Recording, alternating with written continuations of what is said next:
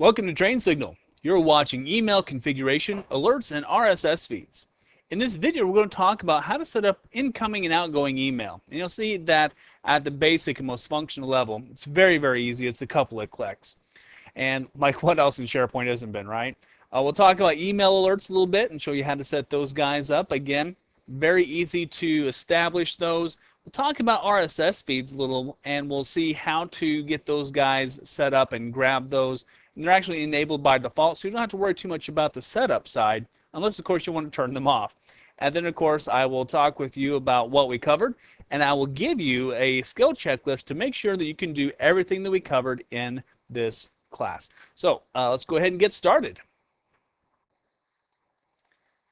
Now, as long as your email server has been set up correctly, this is pretty easy stuff here. The nice thing about SharePoint is that it can send and receive email. You know, the purpose of it sending email is things for alerts, invitations, things of that nature, and that's kind of integrated all throughout the different SharePoint elements. But you can also receive email. You can grab a hold of a post for a list. So let's say that you want to send out a quick announcement, but you're already in Outlook and you just don't really want to go into SharePoint. All you have to do is create a brand new announcement and send it to a particular email address that you'll set up. It's a very easy process. You'll see that it's really handy. The outgoing mail settings, they can be set up for all SharePoint sites, or you can set it up per web application. So if you have different web apps running out there and you want them to use different mail servers maybe, that's also possible. SMTP services, though, just so you know, it has to be running on the SharePoint box. That's really not that big a deal, because when you install the application server role, they'll set it for you automatically, so you don't have to worry too much about that. But just in case you have some other process that maybe killed off your SMTP for some reason, well, that might have to go back and be figured out. The outgoing email settings are easy. All that you really need to do is you need to have your SMTP server name, you need an email address, bada boom, bada bing, away you go. The incoming email too, it's a couple of clicks, at least it can be. I'm going to talk with you briefly about some of the more advanced settings, and you'll have to make a decision on whether you really will want to mess with those or not. But I'll go ahead and talk you through those real quick, and you'll see that none of this is hard, but the advanced settings for the incoming email a lot of times aren't necessary and may not even be preferable. And I'll talk with you about why that is when we're actually seeing that screen. So let's just scroll down here just a little bit so we can see what's happening. And SharePoint and an email server can talk back and forth. Obviously, Exchange is going to have a little more capability in there in terms of SharePoint because, well, Microsoft builds its stuff to integrate. And so, you can use the basic email service too on Windows Server 2003. You can set up a basic POP3 email server and it will work just fine as well. So let's get a little bit of direction here in terms of what we're doing with Verde Petra. As part of the standard setup, you're going to be configuring outgoing email for alerts and other messages from SharePoint. It's very easy to do. You're like, no problem. But the CIO has also been reading up on SharePoint, and he's figured out that he can also use emails posts. So he's asked you to set it up so he can post to his process improvement discussion via email. So let's go ahead and get started with that.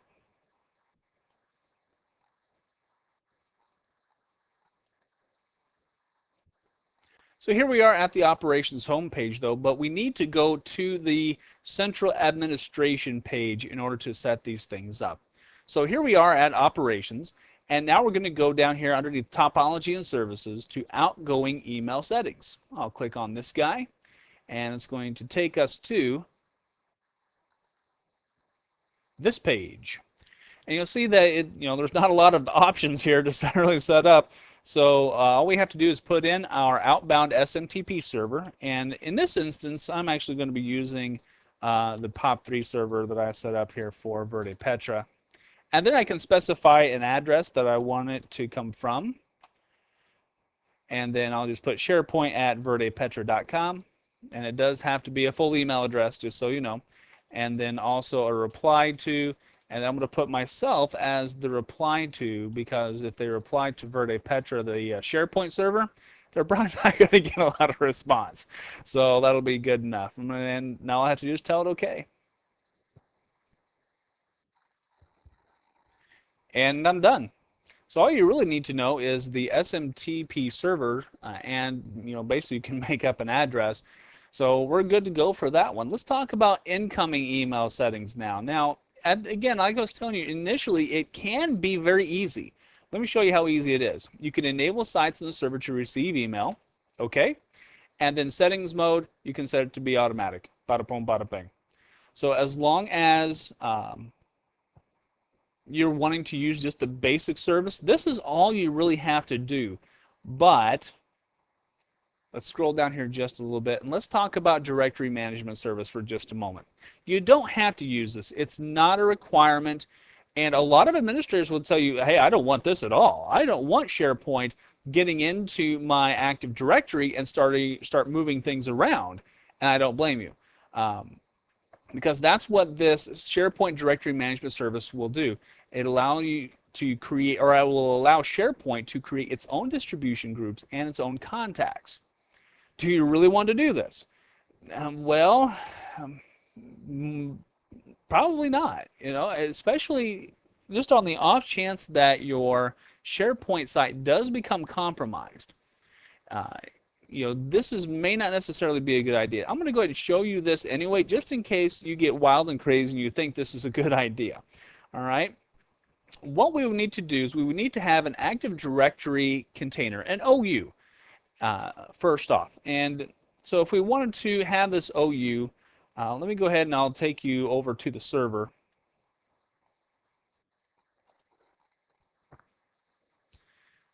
And here on the server, I would simply go to Administrative Tools, Active Directory Users and Computers, and then underneath the user's container, I would create, actually, wrong place. Right click on the domain, and I would go to New, and I would create a new organizational unit. And then I could just call this SharePoint Email.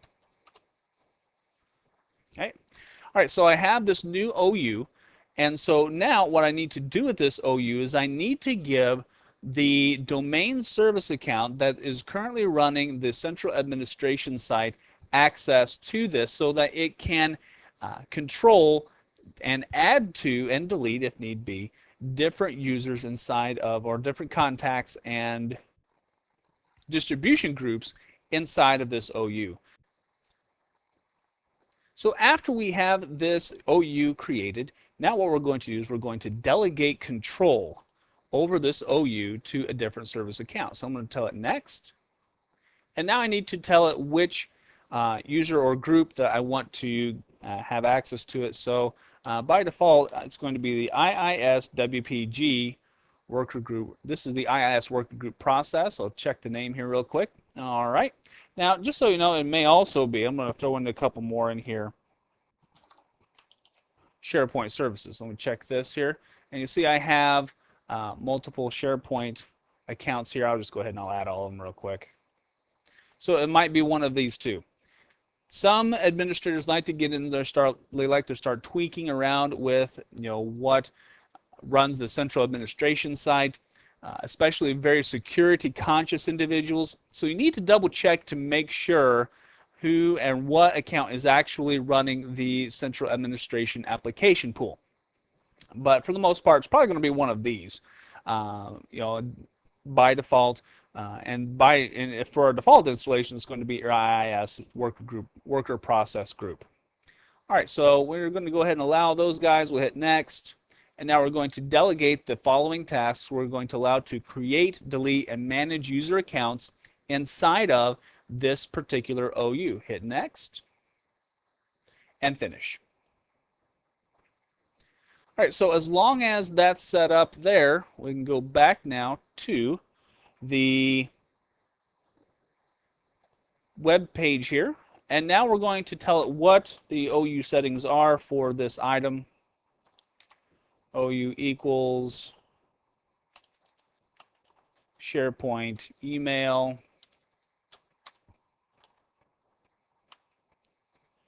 DC equals Verde Petra, and the DC equals .com. Or just com in this instance. Okay, now we have additional options that we can also set up. Do we want to accept messages from authenticated users only? Generally, yeah, that's a good idea. Do you want to allow creation of distribution groups from SharePoint sites? If you're going to have this thing turned on at all, this is going to be a duh. All right, you just tell it yes. And then we can also allow, other things like creating new distribution groups, create distribution group email addresses, group titles and descriptions, and also the ability to delete distribution groups. Again, this is only if you really want to use this functionality. A lot of you are not going to want to do this. I'm just really showing this to you just in case you have some weird idea that this is going to be a really good idea. So safe email servers, this is a good idea. Accepting mail only from addresses of machines that you trust, and you just put in their IP addresses, and that's really all that you have to worry about there. Okay. All right, I'm going to go ahead and take this out because for my default setup, I'm just going to leave that to be accepting mail from all email servers. All right, let's talk about one more option here, and let's talk about using the remote service. Okay, now, if your directory management service is on a different SharePoint farm altogether, and only if you have multiple SharePoint farms working, this is not going to be used very often, but you can simply specify to use the remote, and then you put in the directory management service URL. This is for higher level stuff. You're probably going to have a lot of programmers working on this kind of project. Again, this is really not part of a standard setup. This is going to be a very customized SharePoint setup to use a different directory management service that's part of a completely different farm altogether. So in my settings, though, I'm going to, for my demonstration here, I'm going to set it to no because I like to keep things as easy as I can. And so since I really don't need the capability to create distribution groups from the side of SharePoint, and even I don't think that's a real good idea. Because just stop and imagine if your SharePoint server did become compromised, and all of a sudden a spammer started to create their own distribution groups from inside of SharePoint. Now all of a sudden you not only just have a SharePoint server, you have a spam server, and it's going to be spamming all day long. So this is kind of my justification for not using the management service. Now some of you might have a different opinion about this, and you might need this for a couple of reasons. But for the most part, if you're going with the standard SharePoint setup and you just want the ability to post an email to one of these lists, I recommend setting this to no and leaving the settings mode to be automatic. Okay, so see, I'm double checking here. Everything looks good. By the way, the email address pops in here automatically. I'm just going to tell it okay. And as long as I get back to the homepage of the CA, then I should be good. And here we are. We're back here at operations. Everything has been set up correctly. So you saw that setting up outgoing and incoming email settings, it's very easy to do. So now that we've set those guys up, now let's enable some of our lists. Let's go to the operations page, and now we're going to go to the process improvement discussion. And initially, this is the page that we created just a little bit earlier that also contains some static HTML in it as well. So here we are at the process improvement page, and here is my process improvement discussion. I'm actually going to click on this guy, and I'm going to go here into settings, discussion board settings.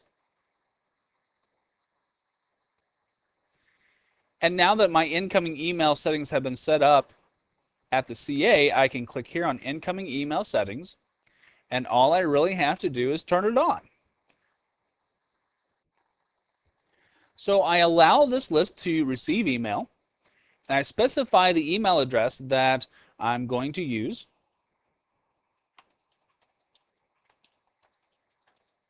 Bada boom, bada bing. Do I want to allow email attachments? again, depending upon your server space, this may or may not be a good idea. If you have lots of server space, go ahead and set it to yes. But if your server space is at a premium on your storage side, tell it no. Do you want to save the original email? A lot of times, no. That original email on the server is just going to take up more space. We'll skip that. Email meeting invitations. Do we want to save those? Probably not. And on the email security, do we want to accept email messages based on the discussion board permissions, or do we want to accept email messages from any sender? Okay, this is a bad idea. Okay, don't do this. All right, so you want to make sure that your email messages are based upon the discussion board permissions, that we're authenticating against Active Directory, and only the people who have access and permissions to post to this list are actually doing the posting. All right, so we're good to go for here, and we tell it okay. So now all we really have to do is we have to just grab a hold of this email address. We can actually send this email address over to the CIO, and he will be able to send email to this address, and it will automatically post up onto the discussion board. Well, almost automatically anyway, because remember we implemented content approval, and so somebody's going to go in and approve his email comment. But nevertheless, from this point on, it's pretty much automatic. That's as much of the setup as we have to do. And it's all set up. So we saw that setting up these email operations is actually a very simplistic process. Now, obviously, underneath the hood of SharePoint, there's a lot going on to do this. But in terms of our role as administrators, yeah, the setup process is really pretty easy. Okay, let's go back now to our slides. And we have talked about setting up the email servings. Let's go ahead and move on to our next item. Let's talk about email alerts. And these are almost as easy to set up as our incoming stuff. So let's go ahead and move back on over. Most lists, just so you know, all these components have this capability already built in. So all we have to do is turn it on. Let's switch back on over to our Verde Petra operations improvement discussion. And we'll click here back to the process improvement discussion. We'll go here to actions, and we'll select alert me.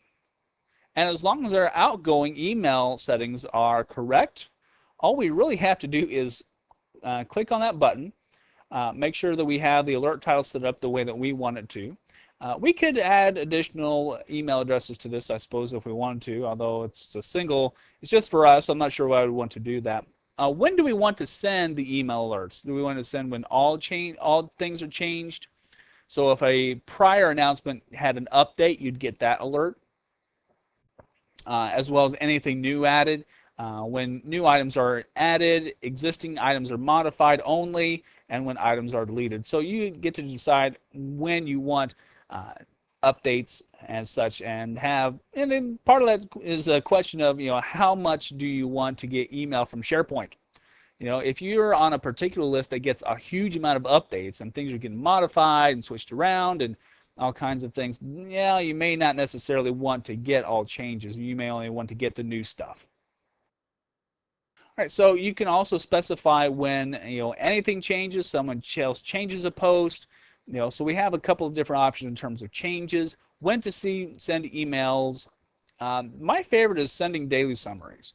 I don't necessarily appreciate immediate emails, especially because I might be working on something else. So I may only want to have something sent to me once a day, and I can specify the time of day that it gets sent to me. And you can also specify weekly if you like. So only stuff that has happened during the week, especially if it's a board that doesn't have a lot of activity, but you just want to keep in the loop for it, might be a good option. All right, I'm going to send a daily summary because, well, I have other things to do rather than read email alerts from SharePoint. So, but I still want to be kept in the loop. I tell it okay, and that's all there is to it. And I'm back here at process improvement discussion. So we saw that setting up email alerts is very easy. Okay, let's move on now back to our slides. And again, all we really have to do is turn it on. Not a big process. So let's move on now to RSS feeds. RSS feeds are very, very cool. They act a lot like email alerts, except that you're only going to be getting items when they're new or when they're changed. So they're already a feed of almost a part of almost every list. They're enabled by default. All you really have to do is grab the feed and go. They're very easily added to Outlook 2007. A lot of people have Outlook 2007 enabled as their default feed reader. A lot of folks also like to use IE7, but most other feed readers are going to be able to grab the RSS. And for those of you who are looking at this and saying, what is RSS? Okay, just a real quick summary. RSS stands for really simple syndication. It's a really easy protocol to use to get stuff out of a website and onto someone's desktop. It's a great way to synchronize information from a website to a user's desktop. And a lot of times you might hear the term mashup and a couple other Web 2.0 terms. RSS feeds are a big part of this whole kind of information aggregation concept, where we grab a hold of a whole bunch of stuff and we kind of mash it up together into something that is usable. Now, a lot of folks are, you might live in your RSS feed reader. I know that it's a big part of my daily activities.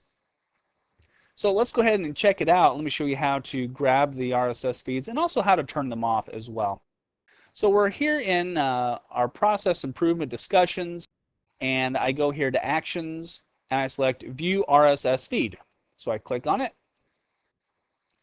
and Internet Explorer is rendering the feed as something. It's saying, hey, this is a feed. I can click on here on subscribe to this feed, and it's going to put it in my feeds folder. I click on subscribe, and now I can easily access my feeds from right here inside of Internet Explorer. And you'll see here I have a variety of different feeds already set up. And here, any new items are going to be displayed. At feed properties, I can sort it. It's a very handy, very easy way to download information off of a website and really take it with you. So in case you have mobile users, and maybe you have a lot of mobile users, this might be a really good option for you in order to turn this, make sure that this is enabled for all of your SharePoint items, so that folks who are downloading this stuff to their desktop, maybe to Internet Explorer or to Outlook, they grab the feeds get downloaded, and they kind of show up in Outlook similar to email. So you don't necessarily have to be online in order to see at least the text for that particular feed item. So now that we've seen how to grab the RSS feeds and what they look like here in IE7, let me go ahead and move you on back to the place where we were. Let me close this guy out, and let me show you how to turn them off. This might be an important thing for you, because there might be items that may have some sensitive information, and you just want to make sure that someone isn't grabbing the RSS feed by mistake or on purpose. So let's go ahead and go here into the RSS settings. So let me take you all the way back. Here into process improvement.